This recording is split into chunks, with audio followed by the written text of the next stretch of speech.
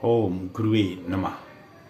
प्यारे हरिभक्तों, अब जो हम विषय ले रहे हैं ये आज एक बहुत महत्वपूर्ण विषय है और इसमें जो बार बार YouTube में आप लोग देख रहे हैं कि कोई कहता है कि पृथ्वी के साथ कोई चीज़ टकराने वाली है और ये है, इस तरह की कई किस्मों की बातें बताई जाती हैं। कई लोग कह रहे हैं कि पृथ्वी का विनाश हो जाएगा, यानी नाना प्रकार की बातें लोग करते हैं। मैंने आपको पहले भी बोला था कि ज्योतिष विज्ञान एक समुद्र है और जिन्होंने इस को लिखा, बनाया और जो सूत्र बनाए हैं ज्योतिष के, ये समस्त ब्रह्मांड को रख के तब बनाए गए हैं। अब आजकल आपने सुना होगा, कई बार लोग बोलते हैं कि बृहस्पति ग्रह अतिचारी हो गए हैं और मैंने पीछे वीडियो में आपको बताया था कि अतिचारी का मतलब क्या होता है। अतिचारी का मतलब होता है जब कोई ग्रह अपने स्थान से अपनी गति से ज़्यादा शीघ्र चलता है तो उसे अतिचारी कहते हैं। यानी कोई बात जो है, कहते हैं ना, कोई आदमी कोई ज़्यादा बात करता है तो बोलते हैं ये अति बात कर रहा है, और कोई आदमी ज़्यादा खाना खा लेता है तो बोलते हैं हम अति खाना खा। इसी प्रकार जैसे बृहस्पति जो देव हैं वो अतिचारी अवस्था में जो है चल रहे हैं और बृहस्पति महाराज जो है अतिचारी व्यवस्था में हमेशा नहीं चला करते हैं। इसका भी एक हमारे ज्योतिष शास्त्र के अंदर में नियम है। तो अभी जो बृहस्पति ग्रह अतिचारी है वो 2022 से 2020 से और 2032 तक चलेंगे और इस चीज की ज्योतिष में पहले ही भृगु महाराज ने जो है रचना की हुई है। अब जब बृहस्पति ग्रह अतिचारी होके चलते हैं तो इसका सबसे ज़्यादा प्रभाव ये किन ग्रहों पर, मैं राशियों में बात नहीं कर रहा हूँ, किन ग्रहों पर डालते हैं। तो पहला प्रभाव इनका पड़ता है बुध ग्रह पे और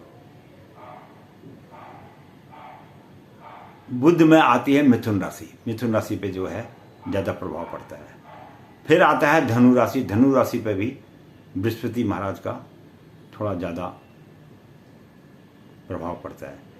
फिर आती है मीन राशि, क्योंकि मिथुन के जो स्वामी हैं वो बुध महाराज हैं और धनु और मीन के जो स्वामी हैं वो बृहस्पति महाराज हैं।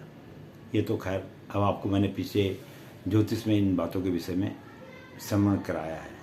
मैं कहता हूँ ना कि कभी कभी पीछे की वीडियो भी देख लिया करो, मत करो लाइक, कौन करे आपसे लाइक करो, लेकिन कम से कम देख लिया करो, समझो तो सही कि ज्योतिष विद्या है क्या चीज़।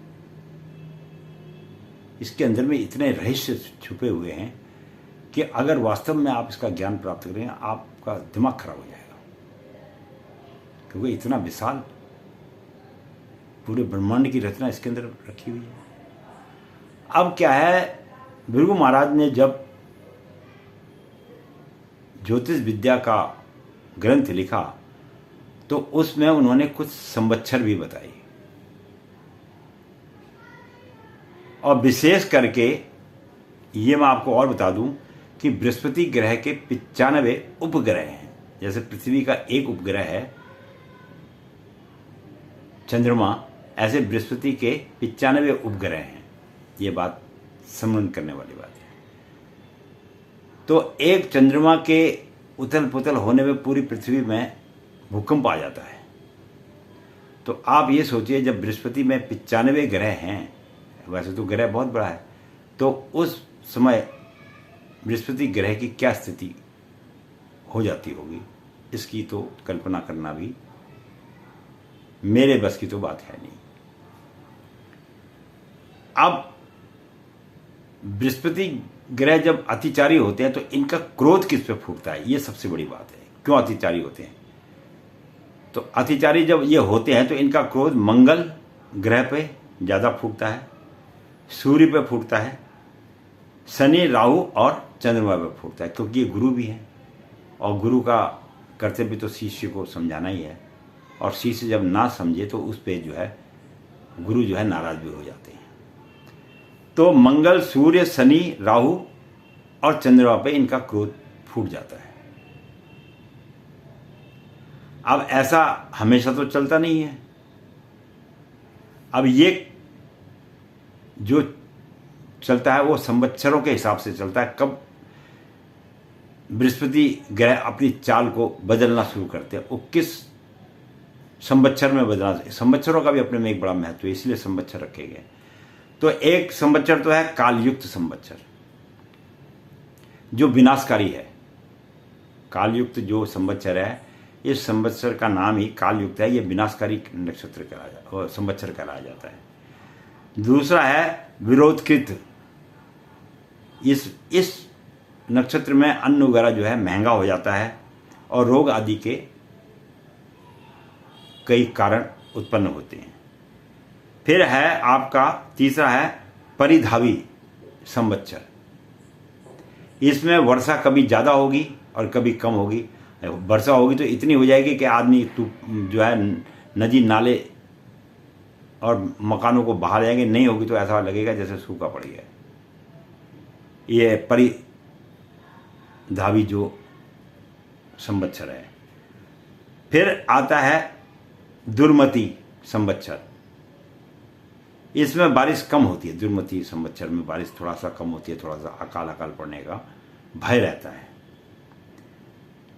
फिर आता है क्रोधन संवत्सर। इसमें जो है आदमी विजय प्राप्त तो करता है, विजय पताका तो फहराते ही फहराता है, पर जो आम जन मानुष है उसमें ये अशांति, उपद्रव आदि पैदा करा देता है। तो 2020 से लेकर 2032 तक का जो समय है वो इसी प्रकार का बृहस्पति जी का पड़ रहा है। इसीलिए बृहस्पति महाराज परेशान हैं और वो सबके पास जा रहे हैं और बोल रहे हैं कि भाई देखो, शांति बनाए रखो, आराम से रहो और उसी में आप लोगों की भलाई है। लेकिन मंगल, सूर्य, शनि, राहु और चंद्रमा ये अपना उपद्रव मचाने में कोई कमी नहीं कर रहे हैं, जिसके कारण जो है यह जो पीरियड है आपका 2020 से लेकर 2032 तक का, इसमें नाना प्रकार के हथियार, नाना प्रकार के आविष्कार और बहुत प्रगति वाले कार्य तो होंगे ही, अचंभे वाले कार्य तो होंगे ही, लेकिन ये कार्य जो होंगे ये मनुष्य के विनाश का कारण भी बनेंगे। आपने देखा कई राजा लोग पहले युद्ध करते थे, एक विशाल सेना लेके जाते थे, तो वो अपनी जीत तो हासिल कर लेते थे, लेकिन उसमें कितने सैनिक, कितने घोड़े, हाथी मारे जाते थे, उसका तो जब युद्ध समाप्त होता था तब उस व्यक्ति को, उस राजा को ज्ञान होता था कि इतना नुकसान हो गया है। इसी प्रकार से जो आज का मनुष्य है ये इतना ज़्यादा आविष्कार करने लग गया है कि अब जो वो आविष्कार उसने किए हैं उसका जो है अद्भुत खेल अब वो लोगों को दिखाना चाहता है। ये दिखाएगा कैसे? ये वार करके, एक दूसरे के ऊपर में हथियारों का जो है प्रयोग करके बतलाएगा, जिससे जिसके पास जितने ज़्यादा अधिक शक्तिशाली हथियार होंगे उस देश की विजय प्राप्त होगी। तो अब ये जो समय शुरू हो गया है, इस बात को याद रखना, इसमें आप अब जो है लोग विकास जो थोड़ा बहुत करेंगे वो तो करेंगे ही, पर अत्यधिक जो अपना ध्यान है वो हथियारों पर ज़्यादा लगाएंगे, और जिसके कारण जो है तृतीय विश्व युद्ध की संभावना बन जाएगी। तो इस प्रकार से जो है बृहस्पति ग्रह के अतिचारी होने पर मनुष्य के जीवन पे इस प्रकार का प्रभाव पड़ता है। तो मैं पंडित गिरीश तिवारी अपनी वाणी को यहीं पर विश्राम दूंगा, आशा करता हूँ। बाकी तो आप सब लोग समझदार हैं ही, जो थोड़ा बहुत मुझे समझ ज्ञान की आई वो मैंने आपके सामने वर्णन कर दिया है। वीडियो देखने के लिए बहुत बहुत धन्यवाद।